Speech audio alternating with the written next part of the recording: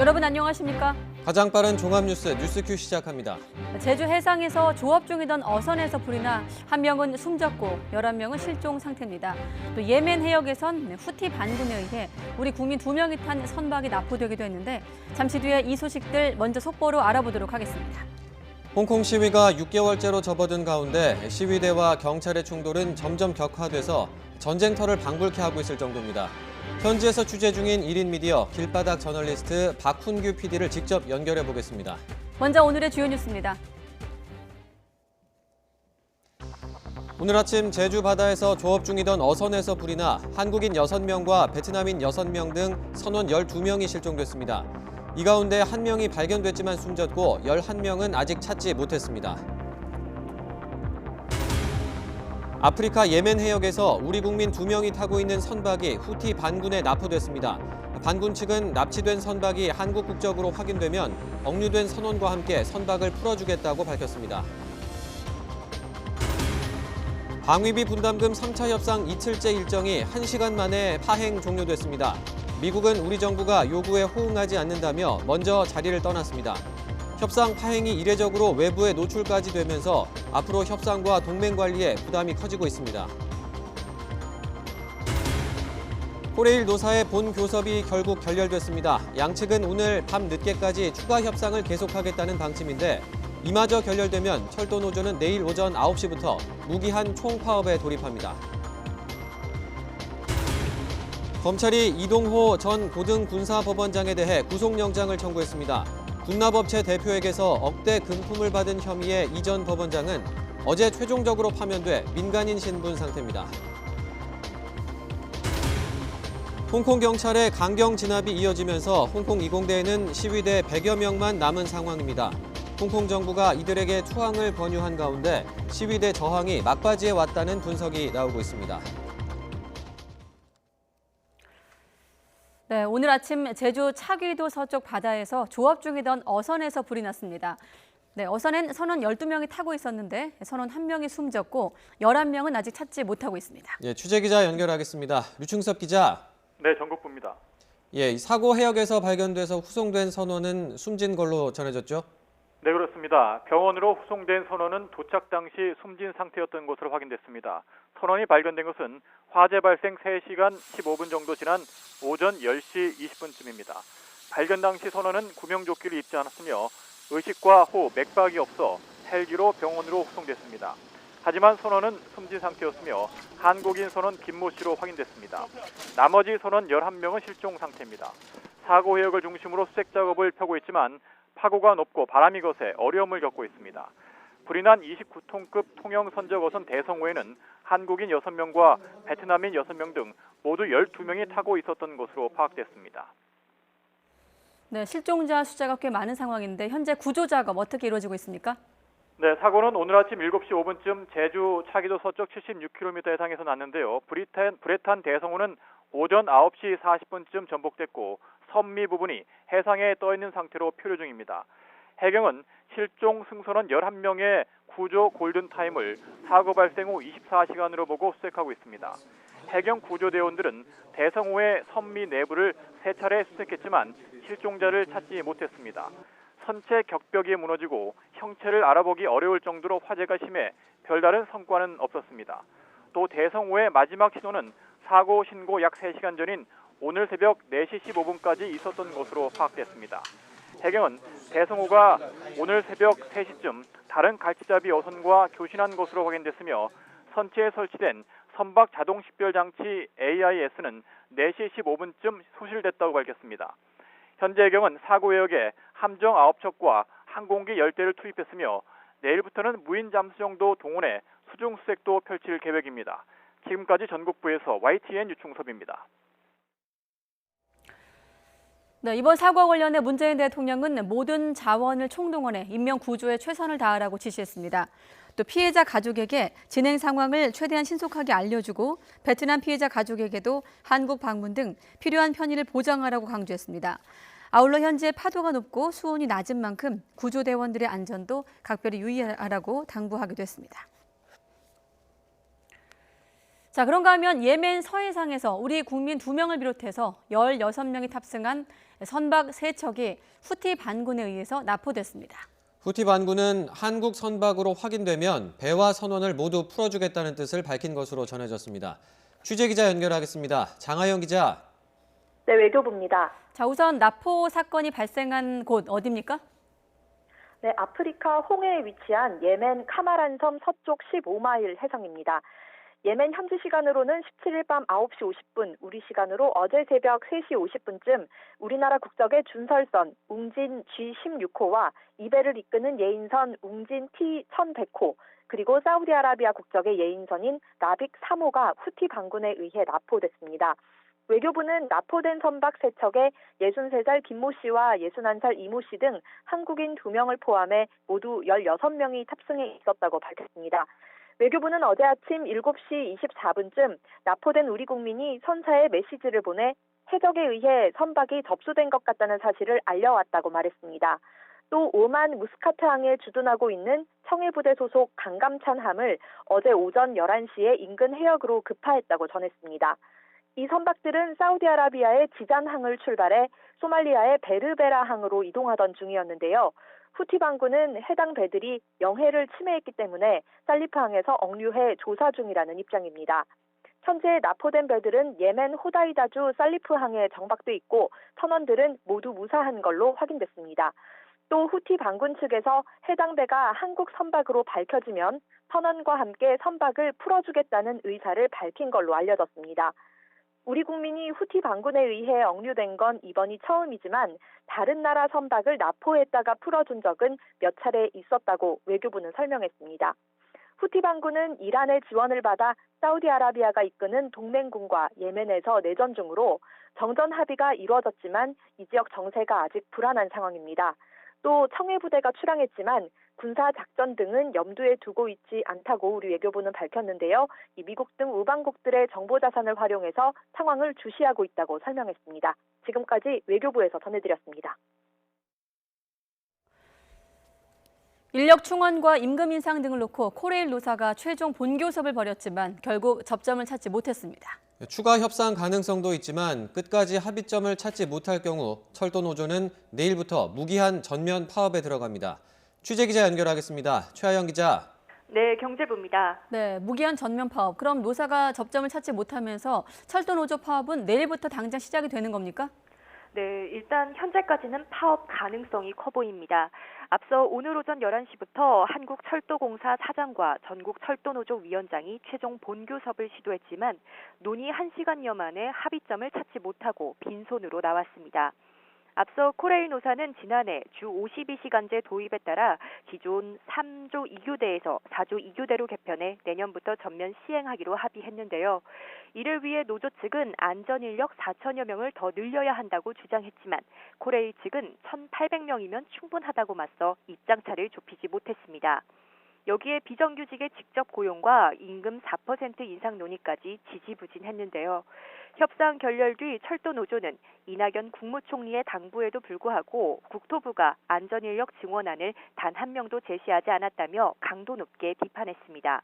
그러면서도 만일 정부가 전향적인 안을 제시하면 언제라도 교섭의 문은 열어놓겠다고 밝혀 협상의 여지를 남겼는데요.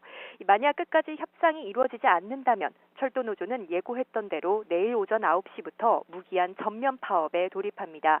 무기한 총파업은 지난 2016년에 이어 3년 만으로 시민들 불편이 불가피할 전망입니다.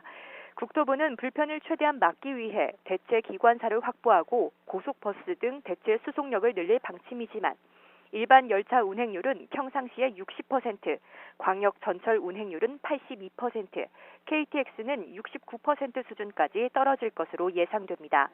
여기에 화물열차 운행도 30에서 70%가량 줄어 물류 차질도 우려됩니다. 경기도 고양과 서울을 오가는 광역버스 노조가 파업에 들어간 가운데 철도노조까지 파업에 돌입할 경우 출퇴근길 교통 혼잡은 피하기 어려워 보입니다. 지금까지 경제부에서 전해드렸습니다. 국제신용평가회사 무디스가 내년 우리나라의 경제 성장률은 올해보다 소폭 상승하겠지만 기업 수익성은 개선이 어려워 신용 여건이 더 나빠질 것으로 전망했습니다. 무디스는 미디어 브리핑에서 현재 24개 한국 민간 기업 가운데 절반 이상인 14개 기업의 신용 등급 전망이 부정적인 것으로 평가됐다고 밝혔습니다. 이어 세계 경기 둔화와 무역 분쟁 지속으로 한국 수출 주도 기업의 올해 수익성이 악화했는데 내년에도 개선폭이 제한될 것으로 내다봤습니다. 우리나라와 미국 간의 제11차 방위비 협상 3차 회의가 오늘 오전에 속개됐지만 한 1시간 정도 만에 종료되는 파행을 겪었습니다. 한미 양국 협상 대표가 별도 브리핑을 통해 상대방 제안을 비난하는 상황까지 발생하면서 협상 전망은 더 불투명해졌다는 분석입니다. 취재기자 연결해서 협상 분위기 더 알아보겠습니다. 왕선택 기자. 네, 왕선택입니다. 자, 방위비 협상이 파행을 겪었는데 오늘 상황이 어떻게 전개된 건지 요약해 주시죠. 네, 오늘 회의 오전 10시에 국방연구원에서 시작이 됐는데 11시가 조금 넘은 시간에 협상이 종료됐다는 소식이 전해졌습니다. 협상 시작 1시간 만에 종료가 됐고 또 무엇보다 후속 회의 일정도 잡지 못했기 때문에 3차 회의는 파행으로 기록되게 됐습니다. 우리 정부는 협상 종료 직후에 짧은 보도 자료를 내고 미국 측이 새로운 항목 신설 등을 통해 방위비 분담금이 대폭 증액돼야 한다는 입장을 보였지만 우리는 과거 특별협정 틀 내에서 총액이 결정돼야 한다는 입장을 강조했습니다. 이에 대해서 미국의 제임스 드하트 협상 대표가 오후 1시쯤에 긴급 기자 브리핑을 자청을 해서 한국 측의 제안이 공정하고 공평하지 않았다면서 공개적으로 비난했습니다. 드하트 대표 발언을 잠시 들어보시겠습니다. Unfortunately, the proposals that were put forward by the Korean negotiating team were not responsive to our request for fair and equitable burden sharing. As a result, we cut short our participation in the talks today. 네, 드하트 대표 브리핑에 이어서 우리 정부 협상 대표인 정은보 대표도 2시 30분에 외교부 정례 브리핑 기회를 활용해서 공개적으로 미국의 제안을 비판하는 평가를 밝혔습니다. 정은보 대표 발언도 잠시 들어보시겠습니다. 미국 측의 전체적인 제안과 또 저희가 임하고자 하는 원칙적 측면에서 상당한 차이가 있는 것은 사실입니다. 네, 왕선택 기자. 자, 한국과 미국 간의 방위비 분담 협상 매번 쉬웠던 적이 없었던 것으로 기억을 하는데 하지만 이렇게 또 협상 대표가 상대방을 비난하는 상황은 없지 않았습니까? 네, 제가 2002년 이후에 대부분의 방위비 협상 상황을 지켜봤습니다만 이런 일은 처음이다 이렇게 말씀드려야 되겠습니다. 과거 한미 방위비 분담금 협상 과정에서 양국이 가장 심하게 충돌하는 것은 2005년 협상으로 알려져 있습니다. 당시 노무현 대통령이 분담금을 올리지 말고 오히려 깎아라라는 지시를 했고 이에 따라서 방위비 협상 우리 정부 대표단이 미국과 격렬하게 협상을 벌여서 결국 분담금을 2년 동안 올리지 않고 동결하는 그런 결과를 만들어낸 적이 있습니다.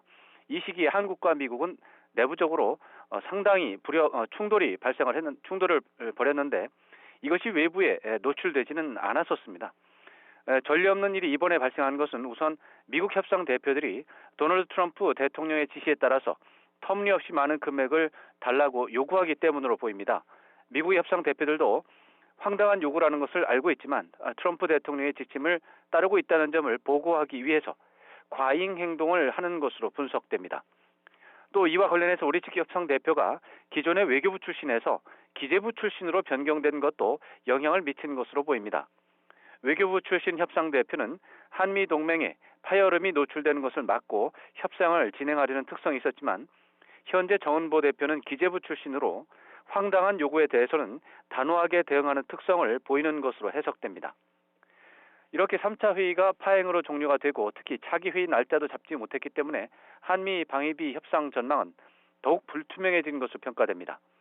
특히 방위비 분담금 대폭 인상은 트럼프 대통령의 관심사라는 점에서 이번 3차 회의 파행은 한미 동맹 관리에도 상당한 부담을 안겨줄 것으로 우려됩니다. 지금까지 YTN 왕선택입니다. 네, 바로 이 한미 방위비 분담금 협상을 두고 여야 정치권도 공방을 벌였습니다. 미국 측의 요구가 과도하다는 데에는 이견이 없었는데 사태를 바라보는 시각과 대응 방안을 놓고선 의견이 갈렸습니다. 국회에 나가 있는 취재기자도 불러보겠습니다. 최민기 기자. 네, 국회입니다. 네, 여야가 이 한미 간의 외교 또 안보 문제 놓고 공방을 벌였는데 어떻게 달랐습니까? 네, 최근 한미 방위비 분담금 협상 문제와 이 한일 군사정보 보호협정 지소미아 종료 임박을 앞두고 여야가 대립각을 바짝 세우는 모양새입니다. 이 더불어민주당 이인영 원내대표는 자유한국당 황교안 대표가 뜬금없이 한미동맹 파탄론을 퍼뜨리고 있다고 질타했습니다.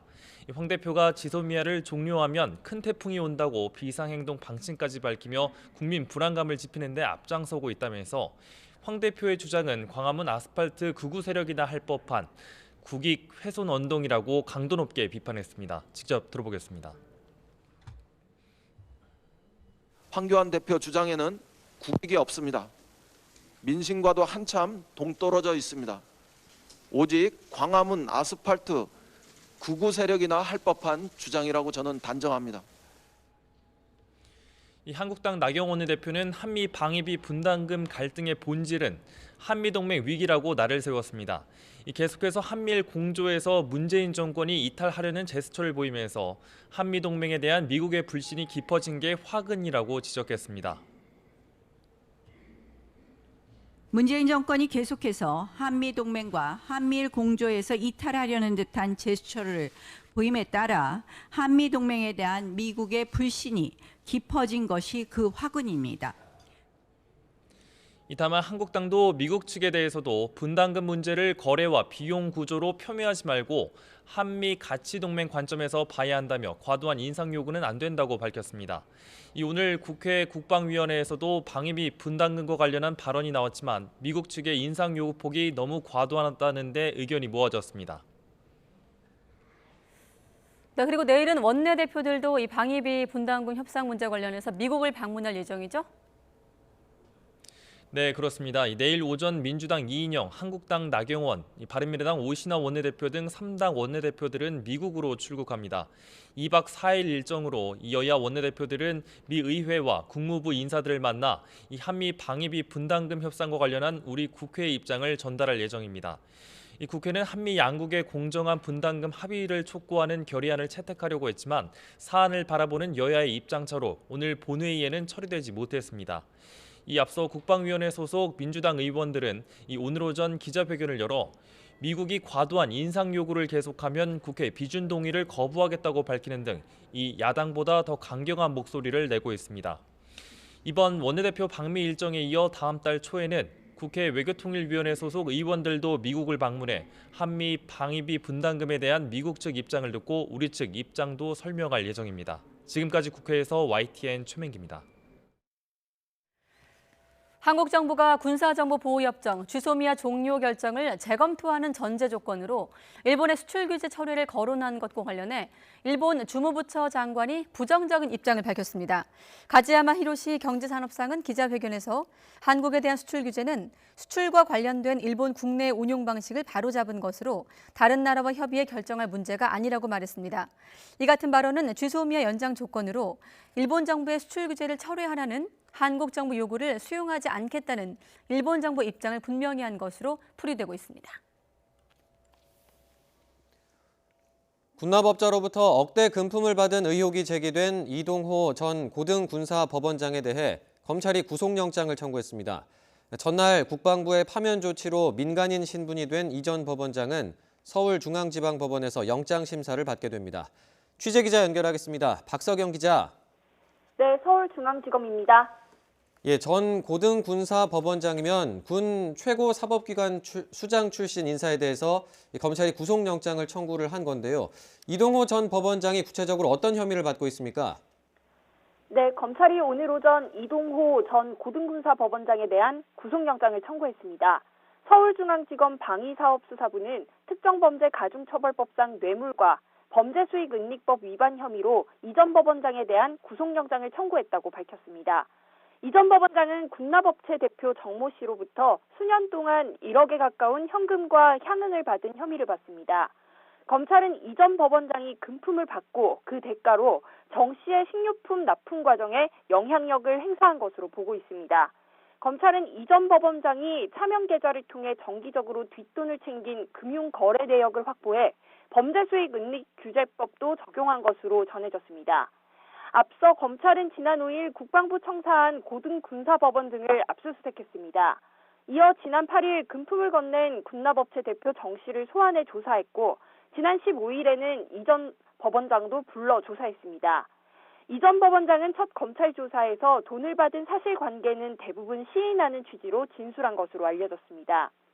국방부는 지난 5일 검찰의 압수수색 이후 정상적인 업무가 더는 어렵다고 보고 이전 법원장을 보직에서 해임한 데 이어 어제 최종적으로 파면 조치까지 했습니다. 이전 법원장이 민간인 신분이 됐기 때문에 검찰은 민간 법원인 서울중앙지방법원에 구속영장을 청구했습니다.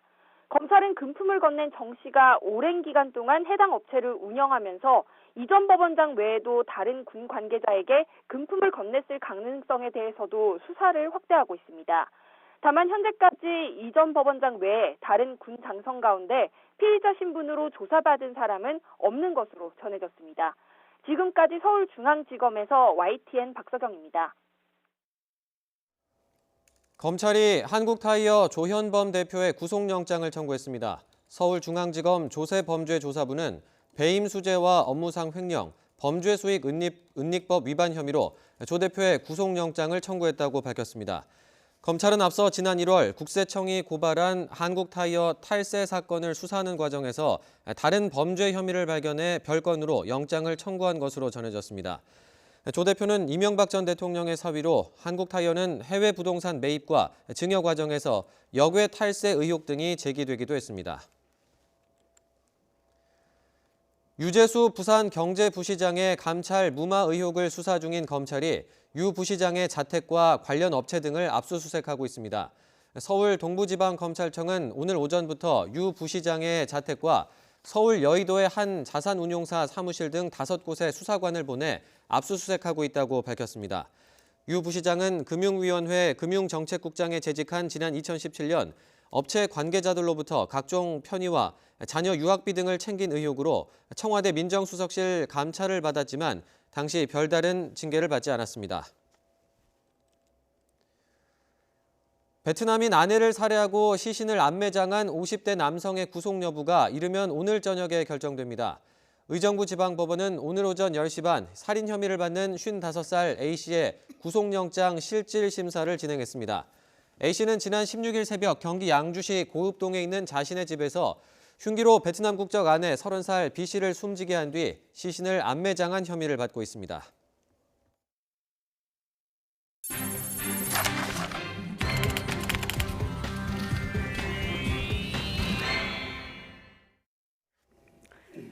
네, 총선 앞두고 자유한국당 역시 연일 인적쇄신 논란이 계속되고 있습니다. 중진 용태론부터 영남 물갈이, 또 잠룡 험지 출마론까지 당 안팎에서 다양한 요구가 잇따르고 있습니다. 이런 가운데 김병준 전 비대위원장이 텃밭인 대구 출마를 포기하고 험지로 나가 선거를 치르겠다고 밝혔습니다. 어떤 속내인지 직접 들어보는 시간 마련했습니다. 어서 오십시오. 예, 안녕하십니까. 네, 안녕하십니까. 오늘 이 험지 출마 선언 이후 질문 많이 받으셨을 텐데 가장 많이 물어본 기자들 질문은 어떤 거였습니까? 오늘 질문보다도요. 네. 하여튼 이 격려가 많았고요. 네. 심지어 기자들 가장 좀 기억에 남을 만한 소개해 주실 만한 좀 격려 문자. 하여튼 용단 내린 데 대해서 좀 크게 칭찬하고 싶다. 이런 이야기들입니다. 그리고 질문이 많이 들어온 거는 네. 역시 이제 이게 당에 대한 일종의 뭐 불만의 표시입니까? 내지는 항의의 표시입니까? 뭐 이런 것들. 그래서 답변도 하셨어요? 거기에 대해서? 예, 했습니다. 뭐라고 하셨는지? 뭐 솔직히 네. 그런 점도 있다.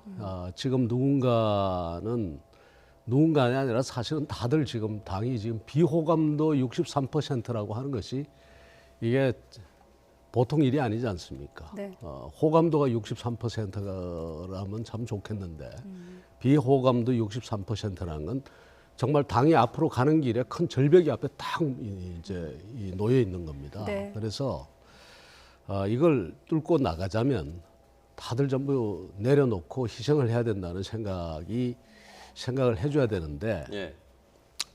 뭐 저라도 좀 뭐 작은 거라도 한번 해보자. 네. 그런 겁니다.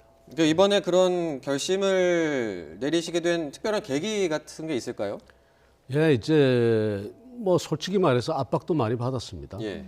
당에서 많은 의원들이 개별적으로 혹은 집합적으로 또 직접 또 간접적으로 요청을 해왔죠. 예. 대구 출마하기보다는 수도권에 출마하는 것이 맞다라고 했는데 그때마다 제가 그렇게 이야기를 했습니다. 대구의 전략적 그 가치가 굉장히 높다. 왜냐하면 보수 정치의 핵심인데 네. 이 핵심에서부터 좀 이 흔들리지 않는 모습을 보여야 된다. 그리고 여기서 나뿐 아니라 여러 지도자들이 좀 나와줘야 된다. 그래야 당이 안정되고 당이 안정되어야지 보수 정치가 안정된다. 이렇게 이야기를 해왔죠. 그런데 네. 최근에 보면 이제 인적 쇄신 문제나 통합 문제를 놓고 당이 너무 흔들리고 또 그다음에 특히 인적 쇄신 부분에 있어서는 어떤 원칙이라든가 가이드라인이 지금 설정되지 않은 상태에서 네. 어떻게 보면은 나가야 될 사람이 그대로 있는 것 같은 모습도 있고 또 실제로 좀 당에 있었으면 하는 분이 이 불출마 선언하고 나가겠다고 이야기하는 부분도 있고 그래서 이런 부분이 굉장히 안타까웠습니다. 예. 그래서 저도 좀 앞으로 이야기를 좀 해야겠는데 제가 가진 아니면 제가 가능성 있는 뭐를 내려놓지 않고서는 이야기를 할 수 없을 것 같아요. 그래서 앞으로 내려놓은 좀 겁니다. 발언을 하기 위해서라도 예, 그러니까 좀 쓴소리도 좀 하고 네. 그러려면 결국 저도 비워야 된다 모든 걸.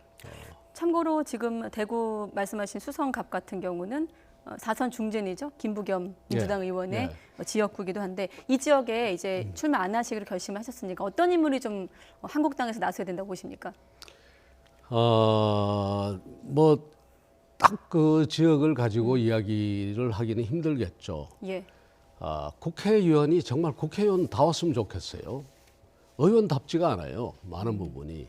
전부 보면 그 어떤 당의 그 권한을 가진 분들 주변을 갖다 그냥 맴돈다거나 특히 대구 경북 지역이 그런 양상이 많았어요. 예. 왜냐하면 공천만 받으면 이제 쉽게 당선되고 하니까 네. 좀 그러지 않고 의원다움 그 국회의원 다 왔으면 좋겠다. 그건 뭐 그렇게 말하자면 한 번 더 국회의원을 하겠다고 그 이 당권을 쥔 사람 옆에서 그렇게 왔다 갔다 할 이유도 없고요. 그럼 거꾸로 가장 국회의원답지 못한 모습은 어떤 모습이었습니까? 최근에 본 당내 모습 최근에 중에. 본 모습들이요. 네. 그래서 딱 집어서 뭐 이야기를 하겠습니까만은 기본적으로 자기 소신 다 끊고 그 다음에 지금 보면 국민들한테 지탄을 받으면서도 그대로 지금 당에 나가지 않고 그냥 버티고 있는 그런 모습들이죠. 네. 누구라고 말씀드리지 않겠습니다만 네. 틀림없이 있습니다. 그 앞서 당 의원들하고 뭐 이렇게 연락도 좀 하셨다 이런 말씀하셨는데 네. 당 지도부하고도 좀 이번 뭐 교감이 좀 있으셨습니까? 지도부는 교감이라기보다는요. 예. 늘 뭐 만날 수 있다고 보시면 되겠습니다. 전화도 하고 만날 수도 있고. 그리고 이제 이 교감이라는 말이 무슨 의미인지 모르겠습니다만 얼마든지 이런 이야기를 하고 주고받을 수는 있죠. 그러나 결정적인 것은 역시 이제 의원 다중에 예. 당원들이나 그렇지 않으면 특히 이제 원내 그 의원들의 종합적인 의견 예. 이런 것이 영향을 많이 미쳤고요. 그 다음에 그보다 더 큰 영향을 미친 것은 결국 답답함입니다.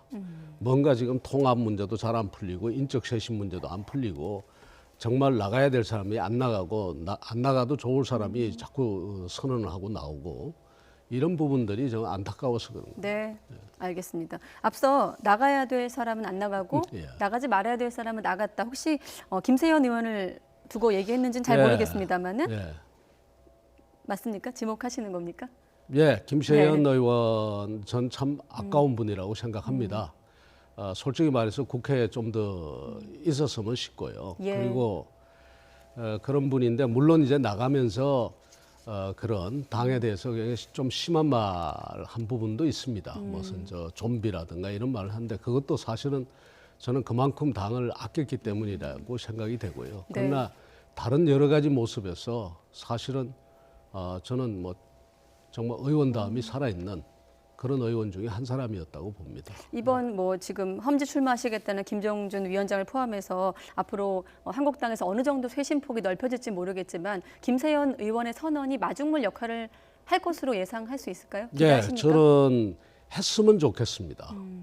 그리고 또 하도록 만들어야 된다고 생각합니다. 네. 그런 점에서 저도 이제 기여를 하려고 합니다. 네. 혹시 이번에 물론 오늘 당일에 뭐 밝혀진 내용이기 때문에 아직은 뭐 동참 의원들이나 뭐 당내 인사가 얼마나 되는지 모르겠지만 혹시 김 위원장 이후 좀 나도 좀 동참하겠다 뜻을 밝힌 뭐 당내 인사가 있을까요? 꼭 오늘이 아니어도. 고민하는 분은 여러분이 있을 겁니다. 저도 그런가요? 지금 있는 것 같고요. 예. 어떤 식으로 좀 그런 의견들을 나누세요? 뭐 개인적으로 식사를 하기도 하고요. 또 그렇지 않으면 뭐 전화를 하기도 하고 고민들을 많이 가지고 있습니다. 그러면 사실. 이번에 그 험지 출마를 밝히신 만큼 그런 분들을 좀 설득해야 하시는 역할에 나설 생각도 갖고 계시는 건가요? 글쎄요.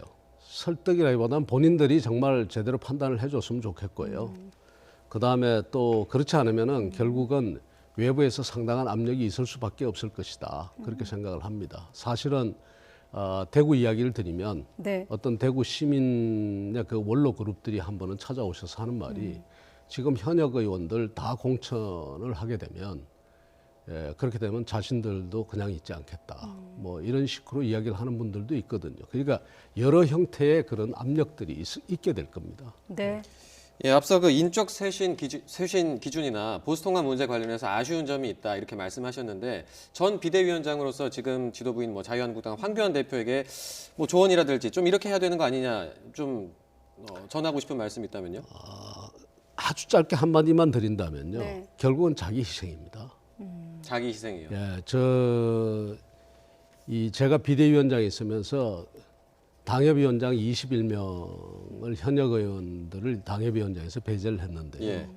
당협위원장하고 공천은 당협위원장이 훨씬 약한 것 아닙니까? 당협위원장 배제는 뭐 어떻게 보면 그럴 수 있다라고 보는데 그것 하면서도 그때 보셨다시피 사무총장이 그 실무 책임자가 스스로 자기 목을 정말 자르고 네. 그러면서 처리해 나갔습니다. 제가 비대위원장으로서 참 그렇게 하겠다고 했을 때 굉장히 가슴 아팠던 부분이고요. 이제 그런 것이 무엇을 보여주는가 하면 자기 희생입니다. 그 자기 희생이 전제되지 않고 어떻게 남의 그 자리를 함부로 다루겠습니까? 그래서 이 지도자라고 하는 것은 특히 지금 이런 그 위기에 놓인 조직에 있어서의 그 지도자라는 것은 기본적으로 자기 희생의 정신이 있어야 된다. 예. 자기뿐만 아니라 그 지도자를 옆에서 실질적으로 돕고 있는 분들의 희생이 사실은 요구됩니다. 지금. 그렇군요. 지금 황교안 대표가 그 김세연 의원 불출마 선언 이후에 내놓은 입장은 총선에서 승리를 하도록 진력하겠다. 그러면서도 이번 총선에서 평가받지 못하면 책임지고 물러나겠다는 입장을 밝혔거든요. 네. 어떻게 보면 좀 그 책임의 어떤 그 제한 시기라고 해야 될까요? 아마 총선 이제 이후로 미룬 것으로 볼 수도 있을 텐데. 원론적인 이야기를 하셨고 원론적인 이야기를 하셨다고 저는 이해를 하고요. 네. 그러나 속으로는 여러 가지 말하자면 방금 제가 말씀드린 그런 어떤 자기 희생이라든가 헌신 이런 것을 생각하고 있지 않을까 저는 그렇게 기대합니다. 그 대구 수성갑에 이번에 불출마 선언을 하신 게 자기 희생이라고 해석할 수가 있을 것 같은데 그러면 이게 이제 뭐 그렇게, 예. 황교안 대표라든지 나경원 원내대표라든지 이런 분들, 뭐 홍준표 전 대표라든지 이런 네. 분들한테 그런 분들도 험지로 나와야 된다 이런 메시지로 좀 이해를 하면 되겠습니까?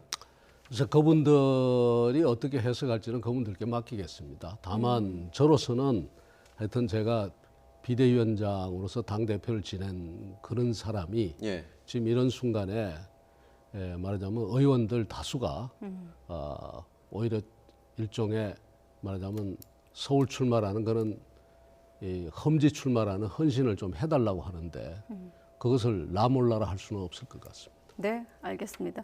자, 끝으로 지금 총선 앞두고 보수 진영의 가장 큰 이슈는 뭐 더 잘 알고 계시겠지만 보수 통합 문제 아니겠습니까? 예. 이 부분은 앞으로 어떻게 좀 전망하십니까? 뭐가 변수가 될까요? 통합은 이제 가장 지금 큰 문제는 지금 연동형 비례대표제가 지금 통과되느냐 안 되느냐에 따라서 이 문제는 상당히 달라질 것입니다. 그러나 그 문제를 놔두고 일반적으로 이야기를 하자면 전부 다 모여라. 모이면 이긴다. 뭉치자. 이거는 저는 안 된다고 봅니다. 아마 국민이 용납하지 않을 겁니다. 네. 분명히 깃발을 제대로 세우고 그 깃발이 어떤 깃발인지, 그것이 빨간색 깃발인지 파란색 깃발인지 노란색 깃발, 그걸 분명히 하고 그 깃발 아래 모여야 되는 겁니다. 그런 통합이 이루어져야 되지, 이 사람 저 사람 다 모아가지고 결국은 이기고 난 다음에 그 당이 어디로 가겠습니까? 결국은 내분이 일어나고 또다시 서로 갈라지고 결국 그 이긴 사람의 그 승자의 저주가 그 안에 또 있게 된단 말이에요. 그렇기 때문에 지금 국민들에게 당당하게 우리는 이런 가치를 중심으로 해서 뭉칩니다. 그렇게 해서 가야 된다고 저는 생각합니다. 다 모이는 것은 반대한다. 다 모이는 것을 반대하는 것이 아니라 어떤 깃발 아래 나갈 사람 나가고 들어올 사람 들어오고 그렇게 해야 되고요. 그다음에 통합이라고 하려면, 통합을 하려면 반드시 그렇습니다. 기업이 둘이 합병을 하더라도 구조조정 계획을 가지고 합병을 하거든요. 구조조정 계획도 없이 합병해가지고 그걸 어떻게 그 기업을 이끌어 가겠습니까? 근데 지금 보면 통합 논의가 그런 실질적인 구조조정에 대한 어떤 계획이라든가 그런 뭐라 그럴까요? 합의라든가 이런 것이 지금 제대로 되고 있는지 의심스러워요. 그러니까 무조건 모이자라고 하는데 그렇게 해가지고서는 내분과 그다음에 갈등의 그 씨앗을 안고 가게 됩니다. 그래가지고는 국민들로부터 이거 인정 못 받습니다. 네, 알겠습니다. 여쭤볼 건 많은데 시간이 다 됐네요. 네, 여기까지 듣도록 하겠습니다. 지금까지 김병준 자유한국당 전 비대위원장과 함께했습니다. 오늘 말씀 고맙습니다. 네, 감사합니다.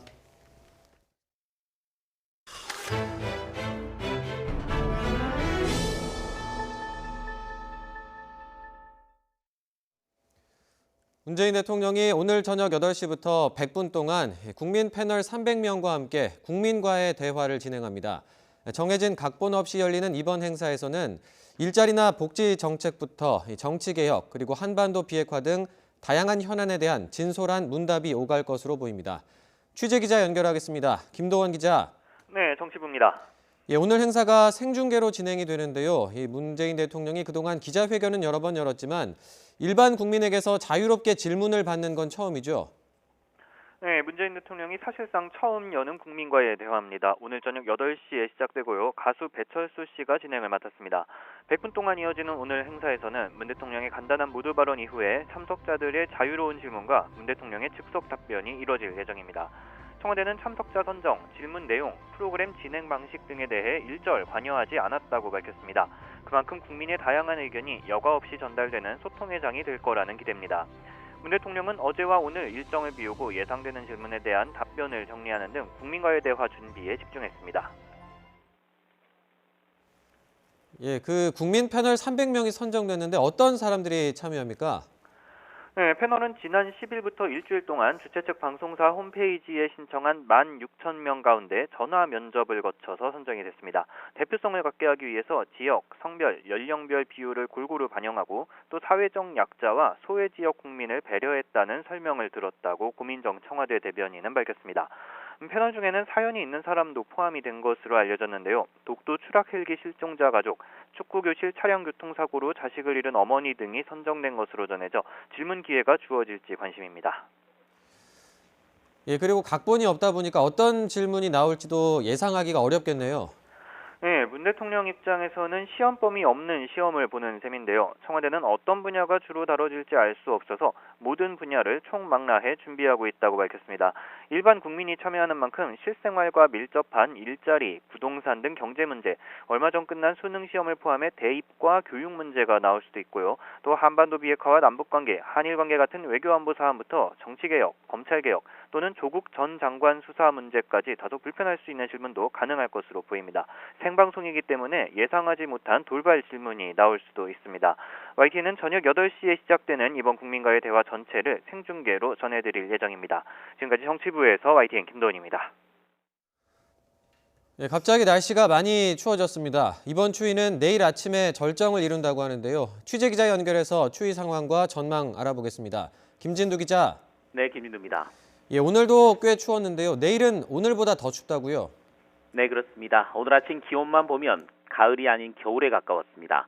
설악산 기온이 영하 15.5도까지 떨어졌고 서울도 영하 3.5도로 올가을 최저기온을 기록했습니다. 그런데 내일은 오늘보다 더 추워지겠습니다. 철원 기온이 영하 9도, 파주는 영하 8도까지 내려가겠고 서울도 영하 5도로 하루 만에 올가을 최저기온 기록이 경신되겠습니다. 특히 오늘 영상권에 머물렀던 남부지방도 대부분 영하권으로 기온이 떨어지겠습니다. 대구 영하 1도, 전주 0도가 예상되고 있고 광주와 대구도 영상 2도에 머물겠습니다. 이번 추위는 내일 아침을 고비로 누그러들어 모레 낮부터는 평년 기온을 회복하며 풀릴 것으로 보입니다. 기상청은 이번 추위가 풀리고 나면 다음 주까지 큰 추위 없이 예년 수준의 늦가을 날씨가 이어질 것으로 전망했습니다. 다만 추위가 물러나면 그동안 주춤하던 중국발 스모그의 공습이 재개될 가능성이 커서 주의가 필요합니다. 지금까지 YTN 김인우입니다. 벤투 감독이 이끄는 축구 대표팀이 오늘 밤 피파 랭킹 3위 브라질과 대결합니다. 브라질의 세계적인 축구 스타들이 대거 출전하는 경기인 만큼 한국 대표팀이 어떤 경기력을 펼칠지 관심이 집중되고 있습니다. 현장 취재 기자 연결하겠습니다. 양시창 기자. 네, 두바입니다. 먼저 어제 양 팀의 공식 기자회견과 공개 훈련이 있었는데요. 브라질 선수단 분위기는 어땠습니까?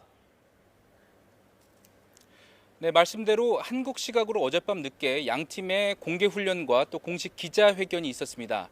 경기가 열리는 아부다비 경기장에 먼저 모습을 드러낸 것은 브라질 대표팀인데요.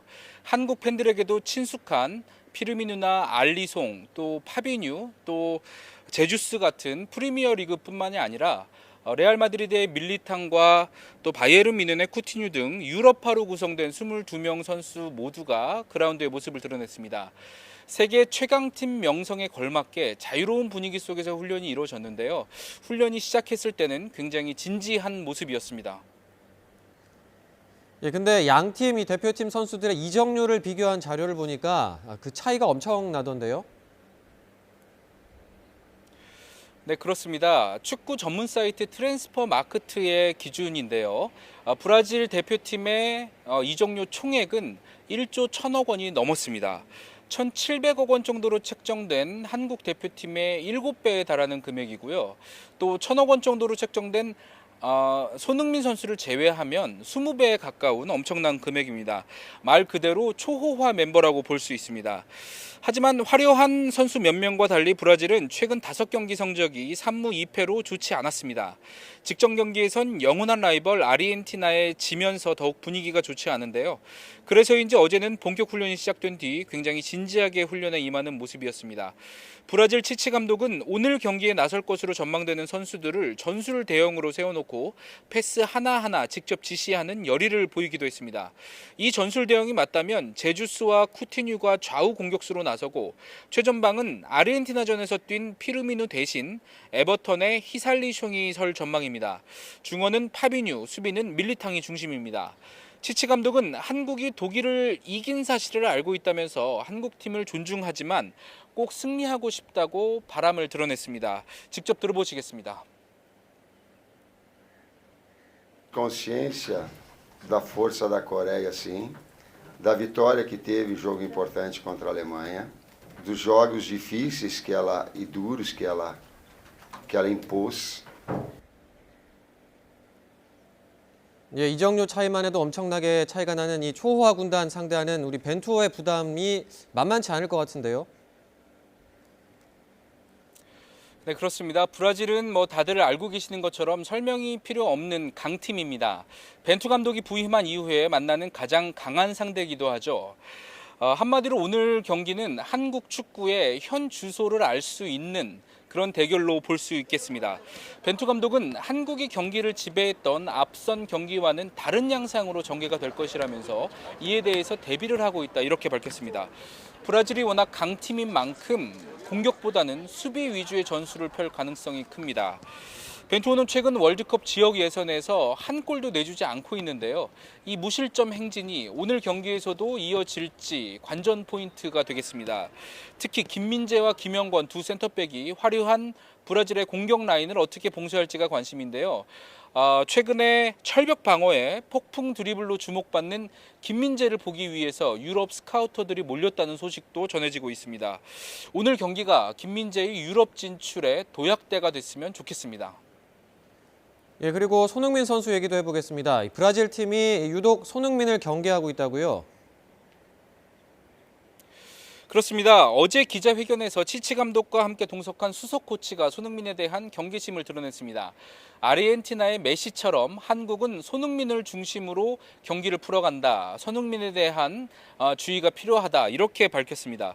이미 세계적인 반열에 오른 손흥민의 위상을 다시 한번 확인할 수 있는 대목입니다.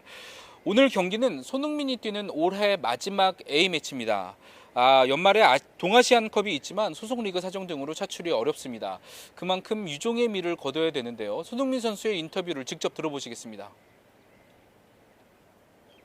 전체 선수들이 같이 할 수 있는 시기가 이제 마지막 브라질하고 마지막 경기인데 동아시아 빼고 이제 올해 있는 마지막 경기라고 생각을 하는데 선수들도 뭐 분위기 너무 다운될 필요 없이 유종의 미를 잘 거둬야 될 것 같아요. 저희가 강팀 상대로도 뭐 한국에서 경기를 해봤지 이렇게 밖에 나와서 경기를 해보는 거는 또 되게 오랜만이기 때문에 브라질과의 경기에서 좋은 경기력으로 또 잘 치를 수 있었으면 좋겠습니다. 손흥민은 노란색 유니폼을 입은 팀에 유독 강해서 양봉업자라는 별명이 있는데요. 노란 유니폼의 상징과도 같은 브라질 대표팀을 만나서 그 기분 좋은 징크스를 이어갔으면 좋겠습니다. 손흥민뿐만 아니라 황의조와 황희찬, 이재성, 권창훈, 이강인 등 다른 유럽파 선수들도 마지막 A매치인 만큼 오늘 좋은 경기력을 기대해 보겠습니다. 지금까지 두바이에서 YTN 양시창입니다. 네, 계속해서 홍콩 현지 상황도 알아보겠습니다. 홍콩 경찰이 시위대를 대학 구내에서 나오지 못하도록 봉쇄한 상황에서 체포에 응하라고 촉구하고 있습니다. 홍콩 이공대 안엔 최소 700명 이상 있었던 시위대는 대부분 체포되거나 빠져나갔고 이제 한 100명 정도 남아서 버티고 있는 상황으로 전해지고 있습니다. 베이징 특파원 연결해서 먼저 지금 상황부터 알아보겠습니다. 강성웅 특파원. 네, 베이징입니다. 자, 어제 이 홍콩 이공대 상황이 어제하고는 지금 상황이 좀 달라진 것 같은데 오늘은 충돌이 없는 겁니까? 네, 그렇습니다. 오늘 새벽까지만 해도 긴장이 감돌았는데 오전부터는 이렇다 할 시위대의 움직임이 없는 상태입니다. 경찰이 여전히 이공대 주변을 둘러싸고 봉쇄를 한 상태에서 학생 100여 명이 남아서 경계를 하고 있다고 외신들은 전하고 있습니다. 오늘 낮에는 구조대원들이 일부 들어가서 담요를 나눠주는 모습도 보이기도 했습니다. 어제 저녁부터 오늘 아침까지 300명이 학교를 빠져나왔는데 이 가운데 200명이 미성년자였고 100명이 성인이었습니다. 홍콩 경찰은 미성년자들은 학교장들이 안전 귀가를 약속함에 따라서 집으로 돌아갈 수 있도록 했고 성인 100명은 나오는 대로 현장에서 모두 체포했습니다. 홍콩 정부는 지난 주말부터 지금까지 600명이 이공대에서 나왔는데 이 가운데 청소년 200명을 제외하고 모두 400명 정도를 체포했다 이렇게 밝혔습니다. 일부는 밤사이 경찰의 봉쇄를 뚫고 탈출을 했는데 보행자 육교에서 밧줄을 타고 내려와서 오토바이를 타고 몸을 피하는 모습이 영상으로 잡히기도 했습니다. 그리고 지금은 100명 정도가 남아있는 상태인데 시간이 갈수록 물품 공급이 달리고 지치기 때문에 또 추위도 있다고 합니다. 교내 시위대의 세력은 많이 약화됐다고 볼 수 있습니다. 자, 그리고 캐리람 행정장관이 아침에 기자회견을 했는데 어떤 내용이었습니까? 홍콩 이공대 안에 남아있는 시위대에게 투항을 하라고 권유를 했습니다. 캐리람 행정장관은 시위대는 폭력을 중단하고 무기를 버리고 경찰의 지시를 따르라고 말했습니다. 중국군의 도움을 요청할 것이냐는 질문에 대해서는 폭력이 악화되면 그럴 수 있겠지만 현재로서는 자체적으로 다스릴 수 있는 능력이 있다고 말했습니다. 이와 함께 중국 정부는 오늘 강경파로 알려진 크리스탕 경무처 차장을 예정대로 홍콩의 경찰 총수에 임명했습니다. 지난 주말부터 시작된 경찰의 홍콩 이공대 봉쇄작전, 그리고 실탄 발사, 또 과감한 체포작전 이런 것들이 모두 탕의 지휘로 이루어진 것으로 알려져 있는데 경찰의 대응 수위가 더 높아질 것으로 예상이 되고 있습니다. 경찰의 대응은 더 높아질 것으로 보인다. 자, 그렇다면 앞으로 어떻게 될까요? 이대로 시위가 수그러들 것으로 전망되고 있습니까? 현재 홍콩 이공대 상황만으로 보면은 시위대의 저항은 이제 막바지에 왔다 이렇게 볼 수가 있겠습니다. 남은 시위대의 숫자도 계속 줄어들어서 50명 정도밖에 남지 않았다 이런 보도도 나오고 있습니다. 또 부모들은 밖에서 자녀들을 살려달라, 또 안전하게 나와달라 이렇게 회견을 하면서 호소를 하기도 했습니다. 다만 몇 가지 변수가 남아있긴 한데 어젯밤에도 1000명이 넘는 시민과 시위대가 홍콩 이공대 주변에서 집결해서 지지 시위를 벌였습니다. 또 시위대 동력이 크게 떨어진 상황이긴 하지만 홍콩 시위가 지도자가 없는 상태에서 SNS로 번지는 특징이 있어서 양상이 어떻게 전개될지 예단하기 어려운 측면도 있습니다. 또 이번 일요일에 구의원 선거가 예정이 돼 있는데 연기설이 나돌고 있지만 아직 홍콩 정부가 연기한다고 공식 확인한 적은 없습니다. 홍콩 정부는 구의원 선거를 예정대로 치르자니 정부와 여당에 불리하고 또 연기하자니 시민들의 반발이 우려되는 이런 상황입니다. 따라서 홍콩 정부가 어떤 결정을 내리느냐도 6개월째 계속되고 있는 홍콩 시위 사태에서 큰 변수가 될 것 같습니다.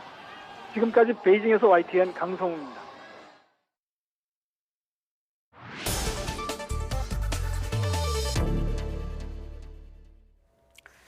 네, 앞서 이공대 상황 먼저 베이징 특파원으로부터 들어봤는데 이렇게 송환법으로 촉발된 홍콩 시위 벌써 6개월째 접어들고 있습니다. 시위대와 경찰의 충돌이 격화하면서 유혈 사태에 대한 우려도 커지고 있는 상황인데 홍콩 현지에서 취재를 하고 있는 박훈규 1인 미디어 PD 전화로 연결해서 지금 상황 들어보도록 하겠습니다. 네, 박 PD님 안녕하십니까? 네, 안녕하십니까? 네, 지금 계신 곳은 어디죠? 지금 제가 있는 곳은 몽코 바로 옆에 야오마타이라는 곳에 지금 나와 있습니다. 네, 그것도 좀 시위가 격렬했던 곳인가요?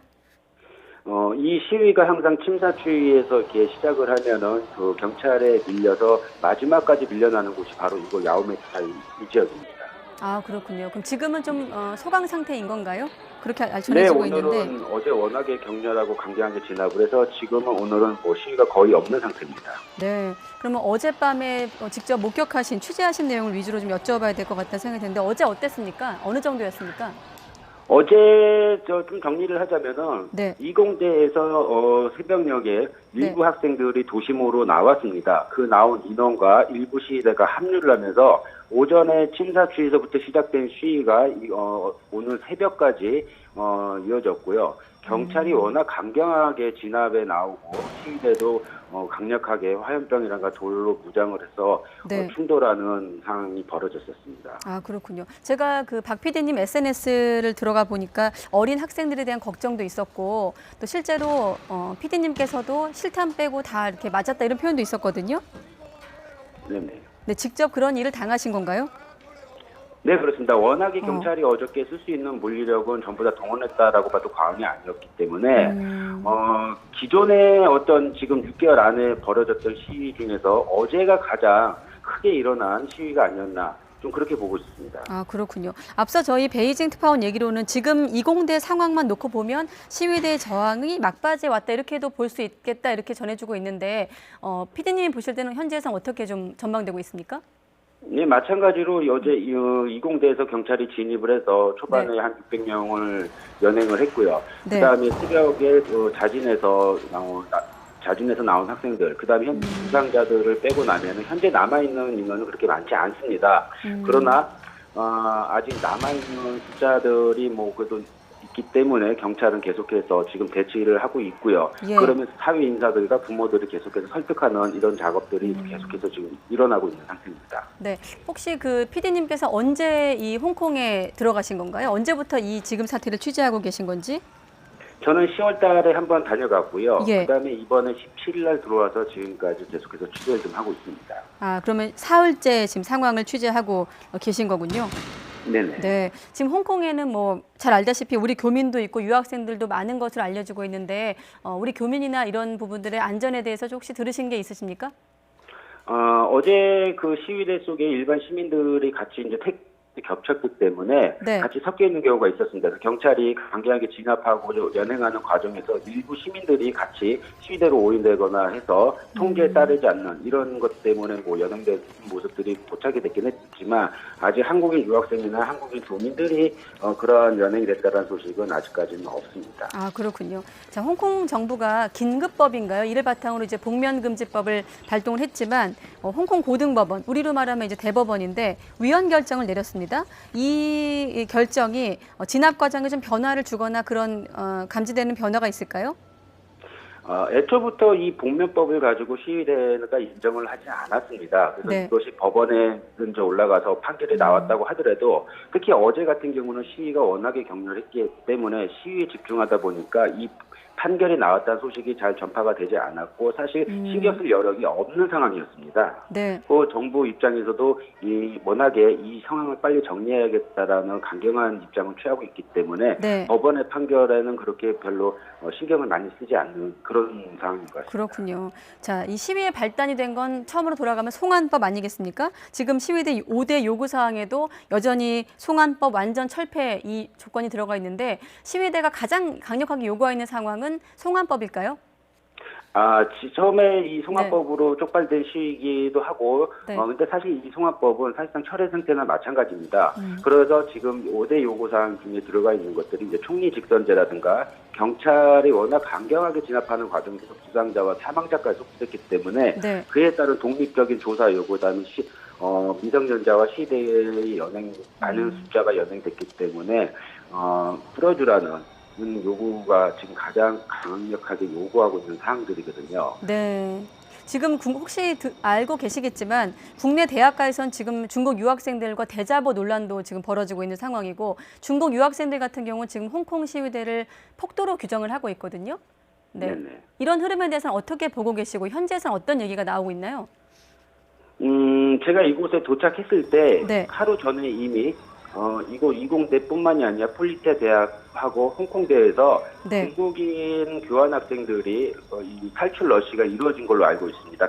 이용을 해가지고요. 국민증을 일일이 확인해서 경찰의 보호 아래 교환학생들 전부 본국으로 다 지금 돌아간 걸로 알고 있고요. 네. 지금 뭐 다수의 중국인 관광객들이 뭐 도심에 이렇게 관광을 즐기는 상황도 좀 아이러니하게 좀 있습니다. 네. 그러나 이곳에서 중국인들 친중하고 어떤 뭐 다툼이 간간히 일어나긴 하지만 크게 그렇게 지금 여기서 중국인들을 대상으로 해가지고는 네. 그렇게 민감한 반응이 일어나고 있는 것은 아닙니다. 네, 알겠습니다. 인터뷰 시간은 다 됐는데 정말 짧게 한 가지만 여쭤보면 혹시 네. 지금 한국에서 알려지고 있는 홍콩 상황 중에 잘못 알려지고 있는 게 있을까요? 지금 이제 뭐 저희 이 시위가 우리나라 80년대랑 5.18이나 많이 비교해서 좀 보고 있습니다. 네. 비슷한 점은 이 국가 공권력에 대한 부분은 좀 피해에 대한 부분은 비슷하지만 상황은 전혀 다르거든요. 그래서 이 홍콩 사태를 좀 바라보는 데는 좀 더 세밀한 관점을 좀 보고 바라봐야 되지 않나. 좀 그렇게 생각하고 있습니다. 네, 알겠습니다. 아무래도 좀 위험한 현장으로 보이니까 우리 박 PD님도 좀 안전에 유의하시기 바라겠습니다. 네네. 네, 지금까지 길바닥 저널리스트 박훈규 PD였습니다. 오늘 고맙습니다. 네, 수고하십시오. 네. 네, 다음 뉴스입니다. 부득이한 사정 때문에 키울 수 없게 된 아이를 두고 갈 수 있도록 마련된 베이비박스라는 게 있죠. 아이를 두고 가는 부모는 아이가 좋은 가정에 입양되길 바라는 마음일 텐데 실제로 입양되는 경우가 매우 드물다고 합니다. 왜 그런지 추은호 기자가 취재했습니다. 아이를 키울 수 없는 형편의 부모가 아이를 두고 갈 수 있도록 마련된 베이비 박스입니다. 대부분 태어난 지 얼마 되지 않은 갓난 아이들입니다. 부모로서는 아이가 나은 환경에서 자라기를 바라는 마음이겠지만 실제로는 좋은 환경의 가정에 입양되는 경우는 매우 드문 것으로 나타났습니다. 감사원이 베이비 박스에 유기된 아동 962명의 보호 실태를 조사한 결과 임시보호가 끝난 뒤 곧바로 입양되거나 가정 위탁된 경우는 33명에 그쳤습니다. 대부분이 아동 양육시설로 보내졌습니다. 나중에라도 입양된 아이는 111명에 그쳤고 80%가 넘는 아이는 여전히 시설에서 보호받고 있었습니다. 입양이 잘 안 되는 이유에 대해 감사원은 보건복지부의 업무 매뉴얼의 문제 때문이라고 지적했습니다. 아동보호 서비스 업무 매뉴얼에는 부모가 동의한 아동에 대해서만 입양 절차가 있을 뿐이고 유기 아동은 복지시설에 보호하는 것으로 돼 있다는 것입니다. 베이비박스에 몰래 유기된 아이들은 부모가 누군지 알 수 없어 입양으로 이어지기가 힘들 수밖에 없습니다.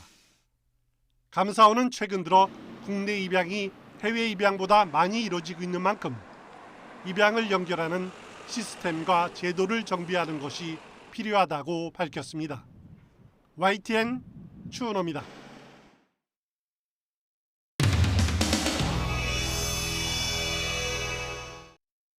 지금 오늘 자리가 예산에 대한 그 의결을 하는 자리입니다. 그런데 내년도 그 자사고 특목고 전환하는 데 들어가는 비용이 얼마인지도 지금 저희들이 모르고 예산안을 지금 다루어야 된다는 이런 기막힌 자리에 있습니다. 저희들이 내역을 알아야. 저희가 어떤 기준으로 어떻게 계산했는지는 말씀을 드렸다고 제가 알고 있는데 저는 그런 내용을 보고받은 적 없고. 이게 일주일 만에 온 3줄짜리 답변입니다. 그냥 뚝딱 1년 차에 800억, 2년 차에 1,700억, 3년 차부터 매년 약 2,600억. 일주일이 걸려서 왔습니다. 그리고 이 추산 근거는 붙어 있지도 않습니다. 교육부가 예산을 어떻게 보느냐에 대한 근본 인식이 드러난 겁니다. 그렇지 않습니다, 의원님. 아유, 진행 좀 정리 좀 해주십시오, 위원장님. 위원장이 진행을 못하겠습니다. 정회를 선포합니다. 그 자료 제출할 수 있으면 그걸 빨리 제출하시라고. 그 자료는 제출한 걸로 알고 있는데요. 그 말로 제출했다고 한쪽에서는 안 받았다고 그러는데. 저기 시작이요. 갑자기 이렇게 다 빼고 이거 박스입니다. 올라. 그냥 이 박스만 해요. 박스만 해요. 저기 박스.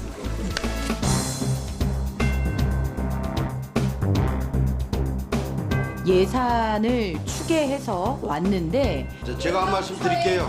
전희경 의원님. 전희경 의원님 좀 정리 좀 해주세요. 제가 정리를 좀 부탁드립니다. 그거는 기준과 계산 방식이 다르기 때문에 예산 정책처가 갖고 있는 기준과 저희가 계산한 방식이 다르다는 말씀입니다. 그러면 지금 말로 살 게 아니라 두 자료를 내놓고 이 가지고 딱 비교해가지고 이렇기 때문에 예정처의 자료가 잘못됐다든지 아니. 의원님, 예정처의 자료가 잘못됐다고 말씀드리는 게 아니고요. 이게 지금 그 말씀 아니야. 그럼 가져와가지고 비교를 해가면서. 그러니까 그 자료가. 따라줘야죠, 의원님. 여기서 일정이 그걸 왜 따라해요? 이 자리 어떻게 따라한단 말이에요 이게? 자료 달라고 했잖아요. 그러니까. 자료를 충분히 달라고 했으면 미리 준비해가지고 와서 딱 이래 달라고 했으면 충분히 될 거 아니에요? 그렇게 따로 어떻게 따로 자, 다음은 간단하잖아. 그 자료를 가지고 예정체 자료, 교육부 자료 딱 내가지고 한번 별도 와서 설명하시든지 그래가지고 하면 되지. 여기서 공식적으로 앉아가지고 서로 이렇게 할 게 아니라. 김연아 의원님 말씀하시죠. 왜 이렇게 소극적으로 하세요? 아니, 그게 아닙니다. 자기 주장만 내세우고. 이 제출 내역은요. 제가 좀 일일이 다 정말 체크해드리고 싶지는 않지만 이렇게 무성의한 답변은 없습니다. 18년도 결산 자료를 활용하셨다고 하는데 이거는 자료 출처고요. 추계 방법이라고 하는 거는 그 결산 자료에서 무슨 항목을 어떻게 가져갔고 거기에 뭐를 곱했고 그리고 물가 상승률에 이런 거를 반영하지 않았다는 걸 각주로 달고 이런 식으로 하셔야 되는 겁니다. 교육부에 그렇게 이런 거 하나 제대로 작성하실 분 안 계세요? 지금 답변 드려도 되겠습니까? 아니요, 제가 얘기 아직 안 끝났습니다. 당구장 표시. 그래서 그 당구장 표시가 얘기니까. 아니지 않습니까, 박용진 의원님? 네? 제가 말한 그 당구장 표시가 아니지 않습니까? 있잖아요. 있으시는 거요? 제가 저기.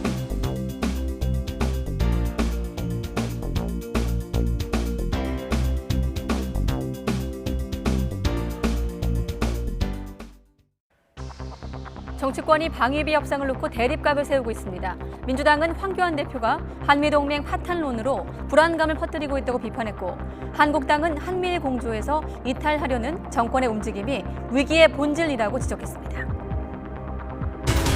주소미아 종료가 초읽기에 들어간 가운데 한일 양국의 물밑 접촉이 이어지고 있습니다. 양국의 외교적인 노력과 미국의 강한 압박과 중재로 막판의 상황이 반전될 수 있을지 주목됩니다. 경기도 고양의 버스 회사가 파업에 들어가 일산과 서울을 오가는 광역 노선 등 버스 270여 대가 운행을 중단했습니다. 영하권 추위 속에 출근길 시민들이 큰 불편을 겪었습니다. 오늘 아침 기온이 영하권으로 떨어진 가운데 퇴근길은 더 추워질 것으로 보입니다. 내일은 서울이 영하 5도까지 내려가는 등 올가을 최저 기온을 경신하겠습니다. 추위는 목요일 낮부터 풀립니다. 축구대표팀이 오늘 밤 브라질과 평가전을 갖습니다. 세계적인 선수들로 구성된 최강 전력의 브라질을 상대로 어떤 전술로 경기를 풀어갈지 관심이 모아지고 있습니다. 문재인 대통령이 오늘 저녁 8시부터 국민과의 대화를 진행합니다. 국민 300명이 사전 각본 없이 국정 현안에 관한 다양한 질문을 던질 예정입니다. YTN은 오늘 행사를 생방송해드릴 예정입니다. 우리나라와 미국이 내년부터 적용될 방위비 분담금에 대한 이견을 좁히지 못하고 있는 가운데 협상이 중간에 파행되는 초유의 사태가 빚어졌습니다. 한미 수석 대표는 각자 기자회견을 열어 입장을 설명했는데 총액은 물론이고 항목에서도 이견을 좁히기가 쉽지 않아 보입니다. 김지선 기자의 보도입니다.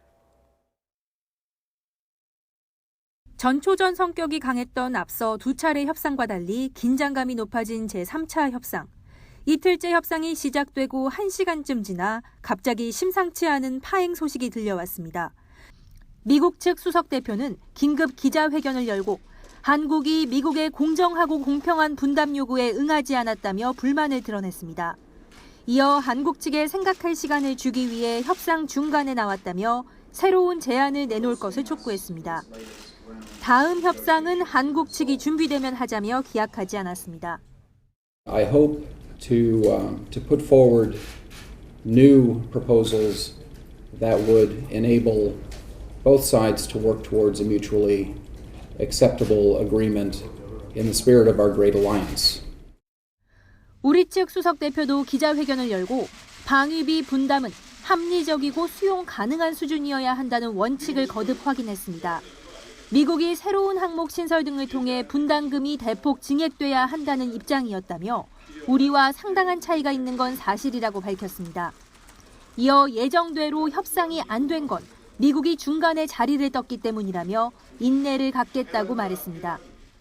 한미동맹과 연합방위 태세 강화에 기여하는 합리적 수준의 공평한 분담이 될 수 있도록 인내를 가지고 최선을 다해 나갈 계획입니다.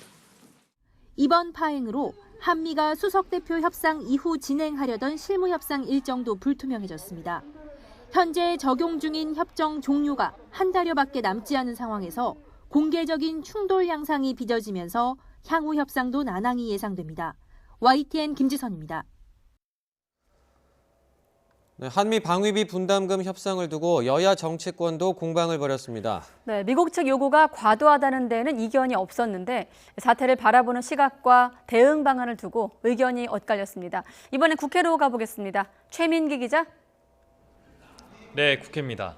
예, 여야가 한미 간 외교 안보 문제를 두고 공방을 벌였는데 내용 전해주시죠. 네, 최근 한미 방위비 분담금 협상 문제와 이 한일 군사정보 보호협정 지소미아 종료 임박을 앞두고 이 여야가 대립각을 바짝 세우는 모습입니다. 이 더불어민주당 이인영 원내대표는 자유한국당 황교안 대표가 뜬금없이 한미동맹 파탄론을 퍼뜨리고 있다고 질타했습니다.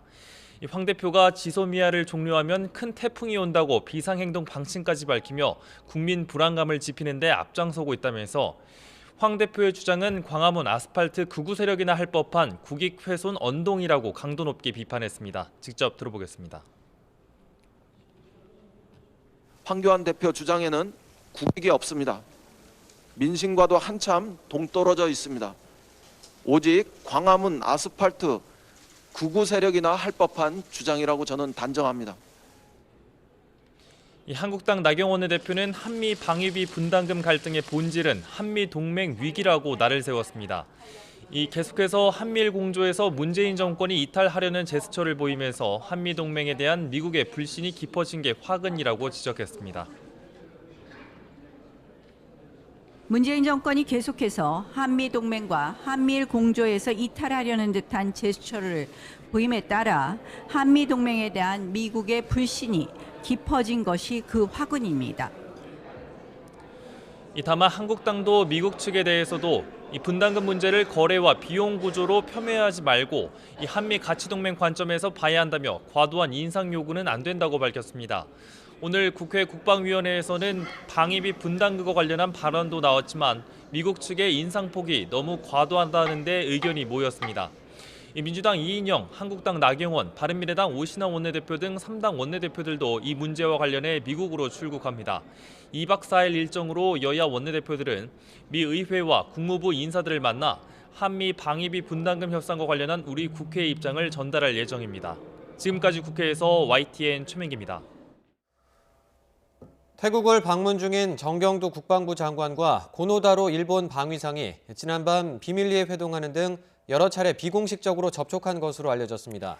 앞서 공식 회담에서 한일 양국은 쥐소미아 문제를 두고 견해차를 확인했지만 막판까지 물밑 대화 등 외교적 노력에 힘을 쏟을 것으로 보입니다. 임성호 기자가 보도합니다. 한일 지소미아 문제를 두고 태국에서 한미일 국방장관회담이 잇따라 열렸지만 한일 양국은 끝내 견해차를 좁히지 못했습니다. 일본에서 하여튼 계속해서 유지를 해 나가기를 바란다. 일본의 수출 규제, 화이트리스트 배제 조치를 하면서 지소미아 종료 결정을 할 수밖에 없었다. 하지만 이후에도 정경두 장관과 고노다로 일본 방위상은 여러 차례 비공식 접촉한 것으로 알려졌습니다. 지난밤에 방콕 시내 모처에서 회동해 대화를 나눈 것으로 전해졌고 현지에서 열린 방산 전시회와 아세안 확대 국방장관 회의 만찬장에서 밀담하는 모습이 포착되기도 했습니다. 대화 내용은 구체적으로 확인되지 않았지만 지소미아 종료를 앞두고 일본의 수출 규제 철회 등 태도 변화를 거듭 촉구했을 것으로 예상됩니다. 국방 분야의 하여튼 얘기보다는 외교적으로 지금 풀어야 될 부분이 많이 있으니까 외교적으로 잘 풀릴 수 있도록 하여튼 노력을 해달라고 제가 계속 주문을 했습니다. 미국이 막판 중재 역할을 할 수 있을지도 관심거리입니다.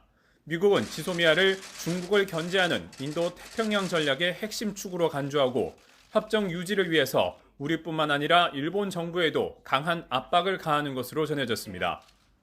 지소미아 종료가 사실상 초읽기에 들어간 가운데 한일 간 물밑 대화와 미국의 압박 중재가 상황을 극적으로 반전시킬 수 있을지 주목됩니다.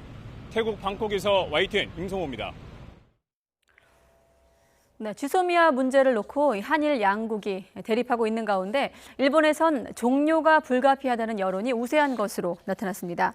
우익 성향 상케이 신문 계열인 후지TV가 지난 주말에 실시한 여론조사 결과 지소미아 종료에 대해 어쩔 수 없다는 응답이 68%를 차지하면서 연장해야 한다는 응답 14%와 비교해서 월등히 높았습니다.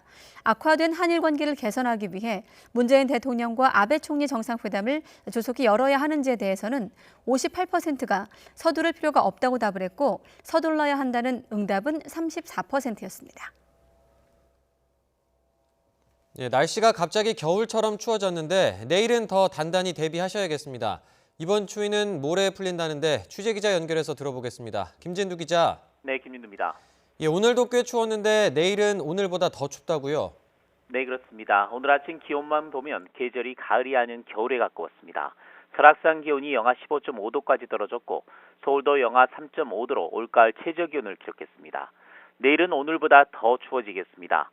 철원 기온이 영하 9도, 파주는 영하 8도까지 내려가겠습니다. 서울도 영하 5도로 하루 만에 올가을 최저기온 기록이 경신되겠습니다.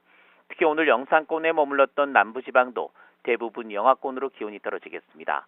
대구 영하 1도, 전주 0도가 예상되고 광주와 부산도 영상 2도에 머물겠습니다. 이번 추위는 내일 아침을 고비로 누그러들어 모레 낮부터는 평년 기온을 회복하며 풀릴 것으로 보입니다. 기상청은 이번 추위가 풀리고 나면 다음 주까지 큰 추위 없이 예년 수준의 늦가을 날씨가 이어질 것으로 전망했습니다. 다만 추위가 물러나면 그동안 주춤했던 중국발 스모그의 공습이 재개될 가능성이 커 주의가 필요합니다. 지금까지 YTN 김인두입니다.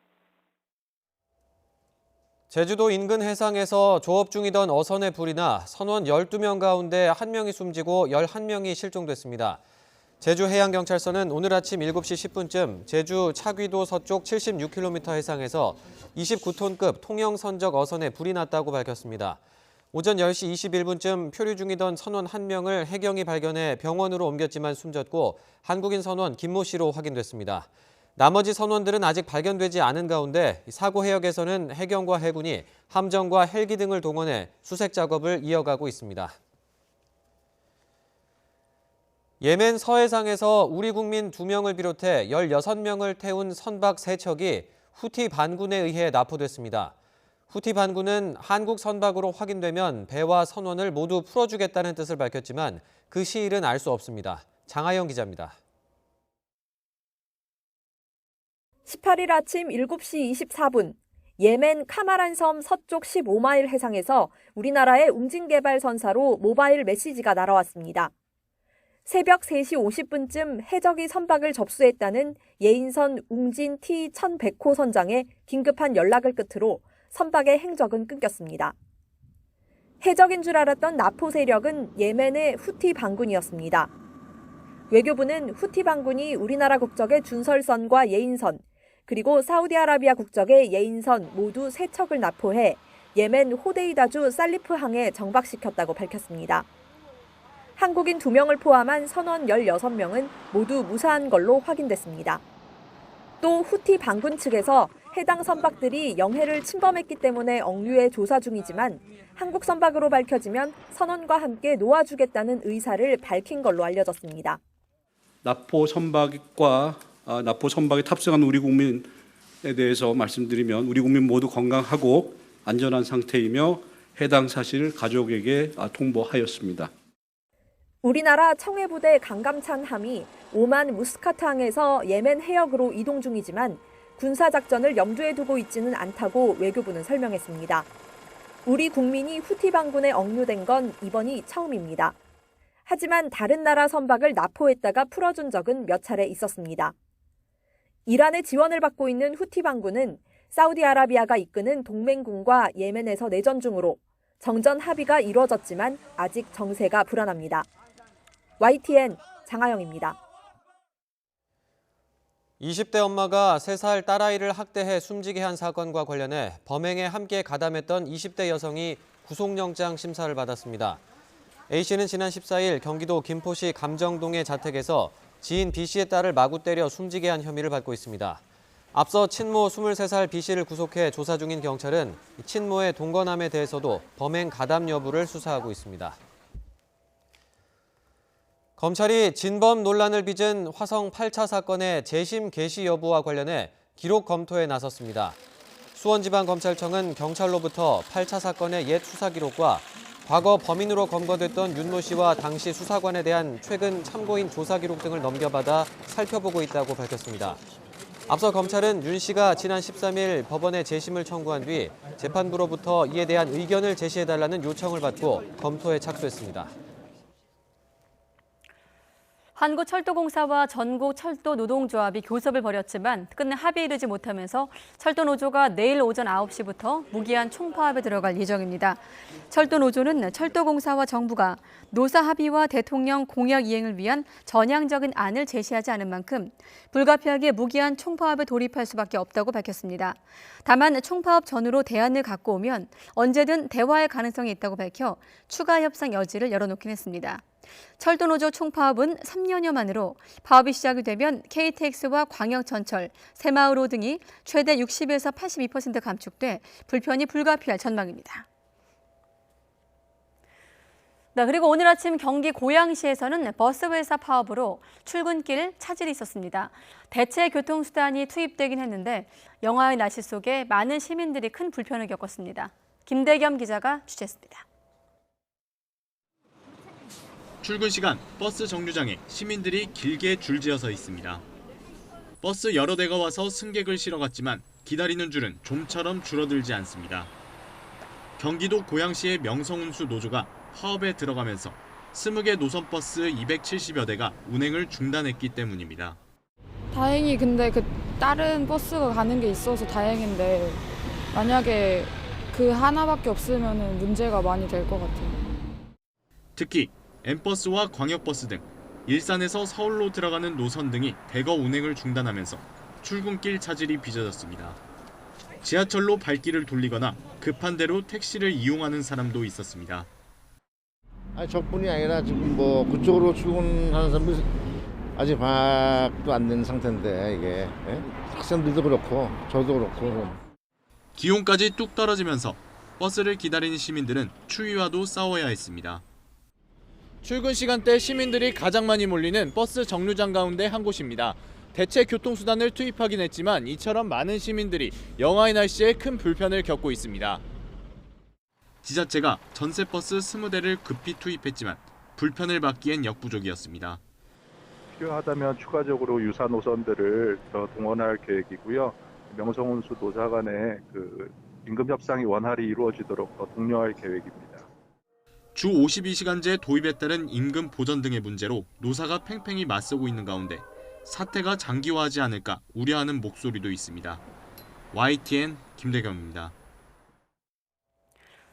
네, 2021년부터 서울에 인공지능 AI와 빅데이터 고등학교가 등장합니다. 또 서울 지역의 모든 특성화고 학생은 51시간 이상 AI 관련 교과를 반드시 이수해야 합니다. 권호진 기자가 보도합니다.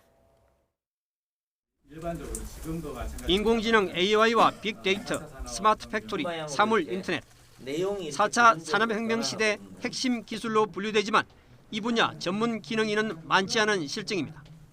서울시 교육청이 이런 점을 고려해 위기의 특성화고를 살리기 위한 발전 방안을 발표했습니다.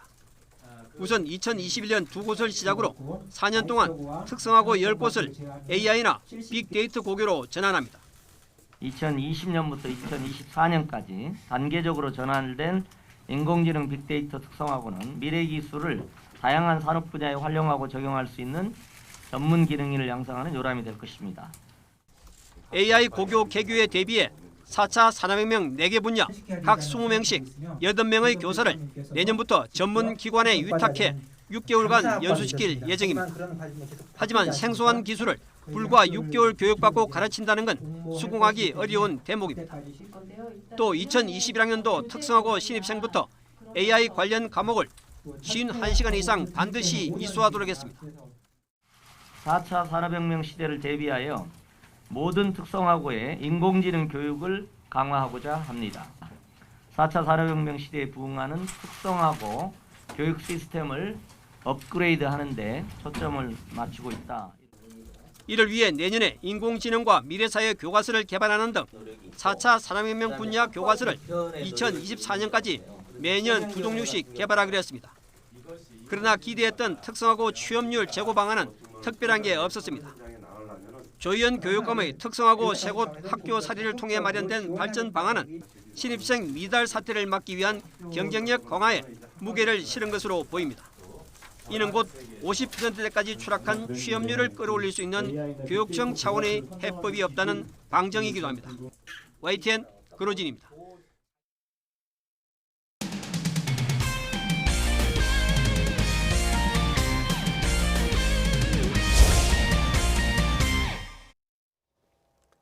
벤투 감독이 이끄는 축구 대표팀이 오늘 밤 피파 랭킹 3위 브라질과 대결합니다. 브라질의 세계적인 축구 스타들이 대거 출전하는데 우리 대표팀이 어떤 경기를 보여줄지 관심이 쏠립니다. 현장 나가 있는 취재 기자 연결하겠습니다. 양시창 기자. 네, 두바입니다.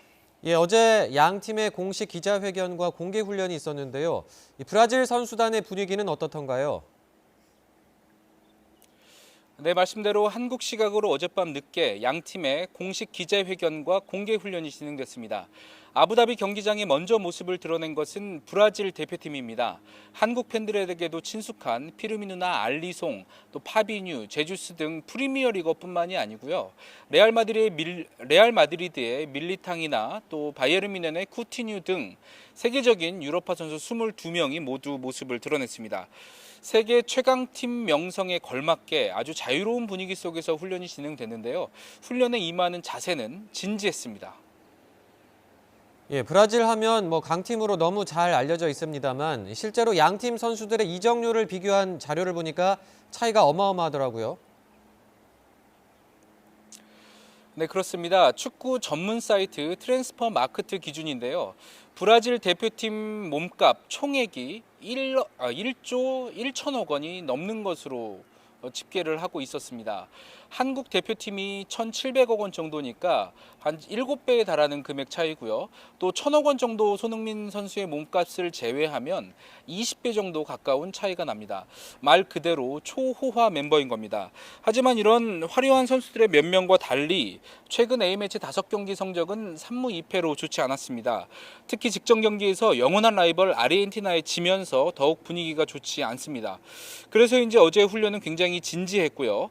브라질 치치 감독은 오늘 경기에 나설 것으로 전망되는 선수들을 전술 대형으로 세워놓고 패스 하나하나를 직접 지시하는 열의를 보였습니다. 이 전술 대형이 맞다면 제주스와 쿠티뉴가 좌우 공격수로 나서고 최전방은 아르헨티나전에 선 피르미누 대신 에버턴의 히살리숑이 출전할 것으로 전망됩니다. 중원은 파비뉴, 또 수비는 밀리탕이 중심입니다. 치치 감독은 한국 팀이 독일을 이긴 것을 알고 있다면서 한국 팀을 존중하지만 오늘 경기는 꼭 이기고 싶다 이렇게 바람을 드러냈습니다. 직접 들어보시겠습니다. Consciência da força da Coreia, sim, da vitória que teve jogo importante contra a Alemanha, dos jogos difíceis e duros que ela impôs. 예, 몸값 7배 차이, 이 초호화 군단을 상대하는 우리 대표팀의 부담감이 적지 않을 것 같은데요. 네, 그렇습니다. 브라질은 긴 설명이 필요 없을 만큼 세계 최강팀 중 하나입니다. 벤투 감독 부임 이후 만나는 또 가장 강한 상대이기도 하죠. 따라서 오늘 경기는 한국 축구의 현 주소를 알 수 있는 그런 대결로 볼 수 있겠습니다. 벤투 감독은 한국이 경기를 지배했던 앞선 경기와 달리 다른 양상이 전개될 것이라면서 이에 대해서 대비하고 있다 이렇게 밝혔습니다.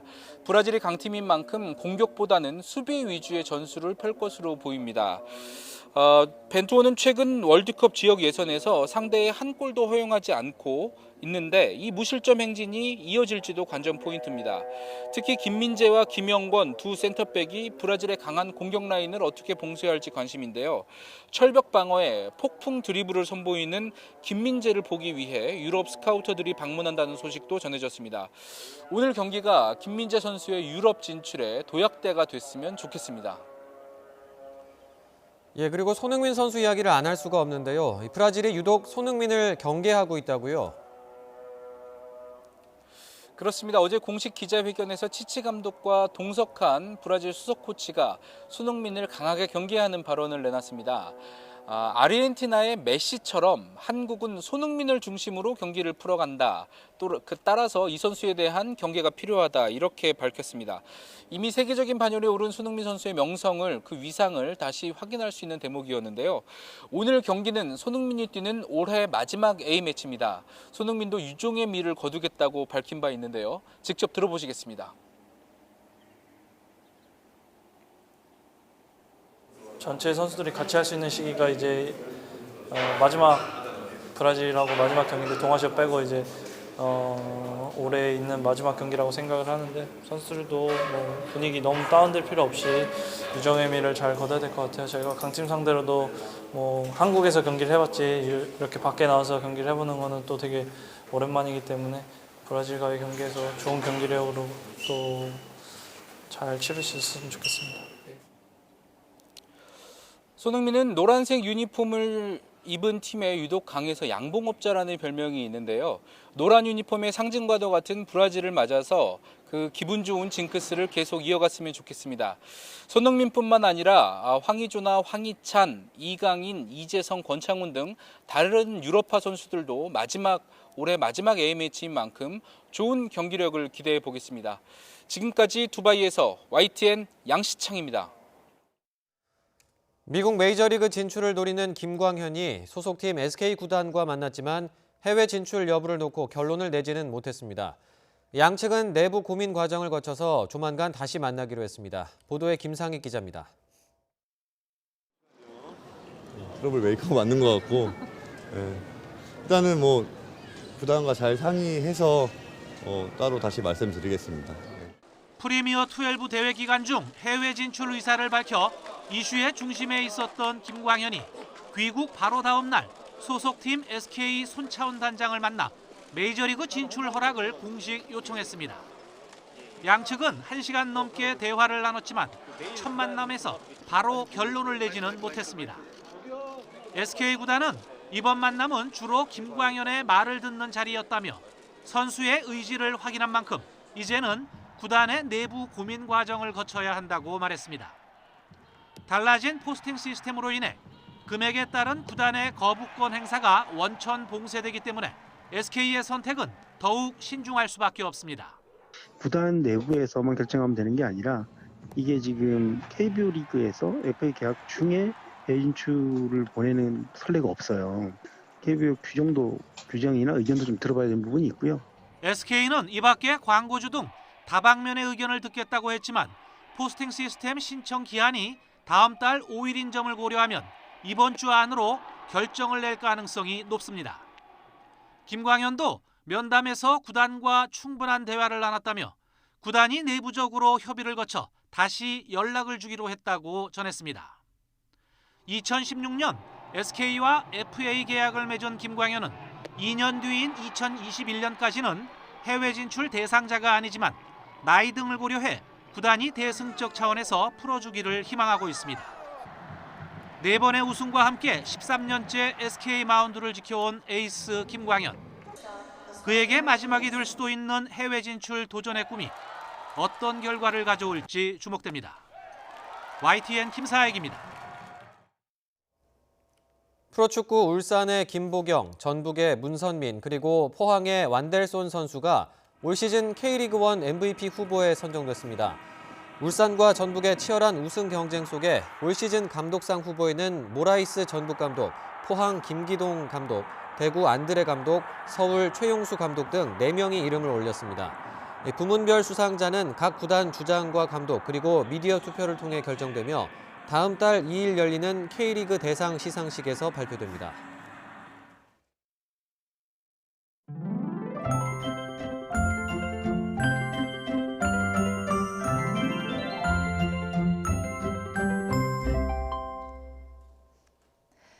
달력은 11월인데 날씨는 영락없는 겨울입니다.